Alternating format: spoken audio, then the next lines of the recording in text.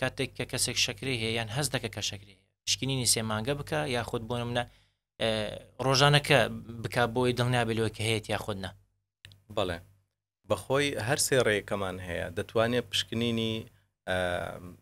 لەسەر برسێتی مەچەلەن ئەو کەسەکە 8 سەعات کالۆری وەرناگرێ هیچ خۆراکێک ناخوا پاشان فەحسی شەکری خۆی دەکا بە برسێتی ئەوە ڕێژەیەکی دیاریکراوەیە لەو ڕێژەیە زیاتر بێ یعنی ئەوە ئەو کەسە توش بۆ بە نەخۆشی شەکرە. هەروەها دەکرێت 2 سەعات پاش نان خواردن بی فەحس بکات ئەگەر بینیتی 2-3 جار لەسەر یەک شەکرێ 2 سەعات پاش نان خواردن بینیتی لە 200 زیاترە معنای وایە ئەوە کەسە توش بۆ بە نەخۆشی شەکرە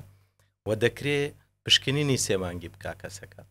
کاتێک کە دەبینێ پشکنینی 3 مانگەکەی لە 6.5% زیاترە معنای وایە ئەوە توش بووە بە نەخۆشی شەکرە بە مەرجێک هەریەک لەم فەحسانە دەبێت 2 جار تێست بکرێت ناکرێت و بە 1 جار بڕیار بدە یاخود 2 فەحسی جیاواز شەکر بە برسێتی و 2 سەعات دوایان یان شەکر لەسەر برسێتی و یاخود لەگەڵ شەکری 3 مانگی ئەوە دەبێت دوو